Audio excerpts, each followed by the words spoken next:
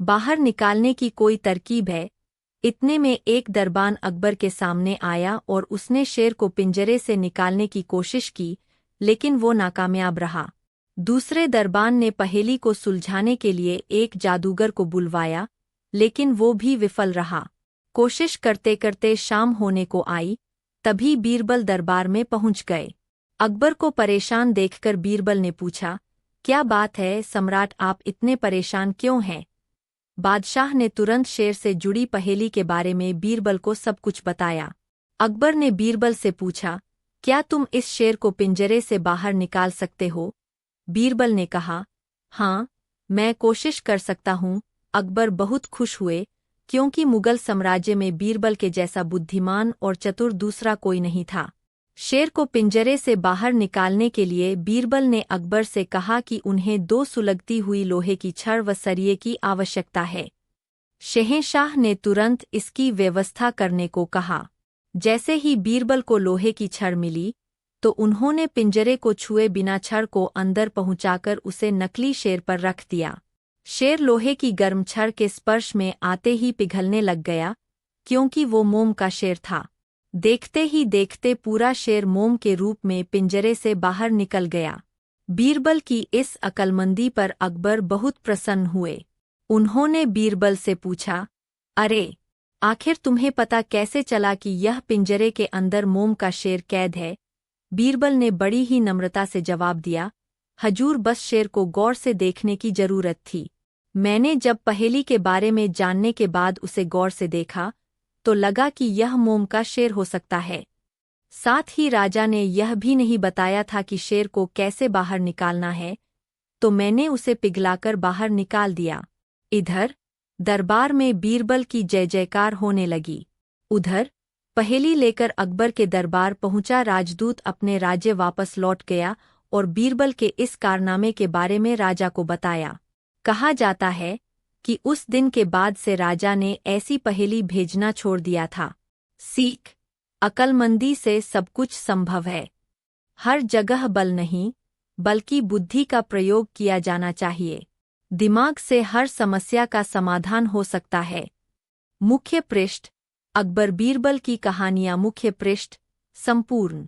अकबर अपने एक सेवक को झूठ बोलने की सजा के तौर पर फांसी पर चढ़ाने का हुक्म सुना देते हैं। बीरबल कैसे साबित करता है कि झूठ हर कोई बोलता है और कैसे उस व्यक्ति को बचाता है, यही इस कहानी में बताया गया है। बादशाह अकबर के शयनकक्ष में सफाई करते हुए एक सेवक के हाथ से गिरकर उनका पसंदीदा फूलदान टूट गया। फूलदान टूटने पर सेवक घबरा गया। उसने चुपचाप फूलदान के टुकड़े समेटे और उन्हें बाहर फेंकाया। अकबर जब शयनकक्ष में आए, तो उन्हें अपना मनपसंद फूलदान नदारद दिखा। उन्होंने सेवक को बुलाकर उसके बारे में पूछा, तो डर के मारे सेवक ने झूठ कह दिया, जहांपनाह, मैं वह फूलदान सास करने घर ले गया था। इस वक्त वो वही है। अकबर ने सेवक को तुरंत वह फूलदान घर जाकर लाने का आदेश दे दिया। यह आदेश पाकर सेवक के पसीने छूटने लगे। बात छुपाने का कोई औचित्य न देख उसने अकबर को सब कुछ सच सच बता दिया और हाथ जोड़कर माफी मांगने लगा। अकबर फूलदान टूटने की बात पर तो उतने नाराज नहीं हुए, लेकिन उन्हें सेवक का झूठ बोलना हजम नहीं हुआ और उन्होंने उसे फांसी की सजा सुना दी। सेवक गिड़गिड़ाता रहा, लेकिन अकबर ने उसकी एक न सुनी। परे आधी धूप आधी छाव, अकबर बीरबल की कहानी। अगले दिन अकबर ने दरबार में इस विषय को चर्चा का मुद्दा बनाया और दरबारियों से पूछा, क्या आप में से किसी ने कभी झूठ बोला है? सारे दरबारियों ने एक स्वर में इनकार कर दिया। जब अकबर ने बीरबल से पूछा, तो बीरबल बोला, जहांपनाह, हर इंसान कभी ना कभी झूठ बोलता है।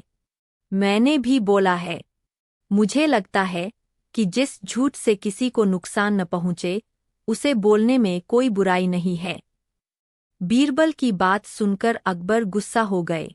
उन्होंने उसे फांसी की सजा तो नहीं सुनाई, किंतु उसे अपने दरबार से निकाल दिया। बीरबल तुरंत दरबार छोड़कर चला गया। उसे अपनी चिंता नहीं थी, किंतु बिना बात के सेवक का फांसी पर चढ़ जाना उसे गंवारा नहीं था। वह उसे बचाने की युक्ति सोचने लगा। कुछ सोच विचार उपरांत उसने घर की जगह सुनार की दुकान की राह पकड़ ली। सुनार को उसने सोने से धान की बाली बनाने कहा। अगली सुबह सुनार ने बीरबल को सोने की बनी धान की बाली बनाकर दे दी, जिसे लेकर बीरबल अकबर के दरबार पहुंचा।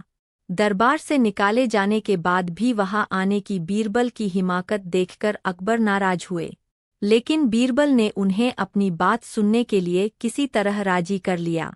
वह सोने की बनी धान की बाली अकबर को दिखाते हुए बोले, जहांपनाह, एक बहुत ही महत्वपूर्ण बात आपको बतानी थी, इसलिए मुझे यहाँ आना पड़ा।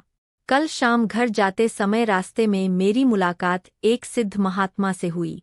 उन्होंने मुझे ये सोने की धान की बाली देकर कहा कि किसी उपजाऊ भूमि में इसे लगा देना, इससे उस खेत में सोने की फसल होगी। मैंने एक उपजाऊ भूमि खोज ली है। मैं चाहता हूं कि सभी दरबारी और आप भी इसे लगाने उस खेत में चलें। आखिर देखें तो सही कि महात्मा की कही बात सच है या नहीं। पए स्वर्ग की यात्रा अकबर बीरबल की कहानी। अकबर बीरबल की बात मान गए और दूसरे दिन एक नियत समय पर खेत में पहुंचने के लिए दरबारियों को आदेशित कर दिया। बादशाह अकबर को पहेली सुनाने और सुनने का काफी शौक था। कहने का मतलब यह कि पक्के पहेलीबाज थे। वे दूसरों से पहेली सुनते और समय समय पर अपनी पहेली भी लोगों को सुनाया करते थे। एक दिन बादशाह अकबर ने बीरबल को एक नई पहेली सुनाई। ऊपर ढक्कन नीचे ढक्कन, मध्य मध्य खरबूजा, मौन छुरी से काटे आप हिंग, अर्थ तासु नाहिंग दूजा।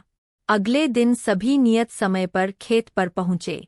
अकबर ने बीरबल को सोने से बना धान का पौधा खेत में लगाने को कहा, लेकिन अकबर भी वह पौधा लेने में हिचकने लगे और बोले, बचपन में हमने भी झूठ बोला है। कब ये याद नहीं, पर बोला है, इसलिए हम भी यह पौधा नहीं लगा सकते। यह सुनने के बाद बीरबल मुस्कुराते हुए बोला, जहांपनाह, इस पौधे को मैंने सुनार से बनवाया है। मेरा उद्देश्य मात्र आपको यह समझाना था कि दुनिया में लोग कभी न कभी झूठ बोलते ही है। जिस झूठ से किसी का बुरा ना हो, वह झूठ झूठ नहीं है। अकबर बीरबल की बात समझ गए थे। उन्होंने उसे वापस दरबार में स्थान दे दिया और सेवक की फांसी की सजा मास कर दी। दोस्तों, आशा है आपको ये पसंद आई होगी। आप इसे लाइक कर सकते हैं। और बीरबल ने ऐसी पहेली कभी नहीं सुनी थी, इसलिए वह चकरा गया। उस पहेली का अर्थ उसकी समझ में नहीं आ रहा था। प्रार्थना करते हुए बादशाह से बोला, जहांपनाह, अगर मुझे कुछ दिनों की मोहलत दी जाए तो मैं इसका अर्थ अच्छी तरह समझकर आपको बता सकूंगा। बादशाह ने उसका प्रस्ताव मंजूर कर लिया। बीरबल अर्थ समझने के लिए वहां से चल पड़ा। वह एक गांव में पहुंचा। एक तो गर्मी के दिन, दूसरे रास्ते की थकन से परेशान व विवश होकर वह एक घर में घुस गया। घर के भीतर एक लड़की भोजन बना रही थी। एक गांव पहुंचे बीरबल ने लड़की से क्या सवाल किया, बेटी, क्या कर रही हो? उसने पूछा। लड़की ने उत्तर दिया,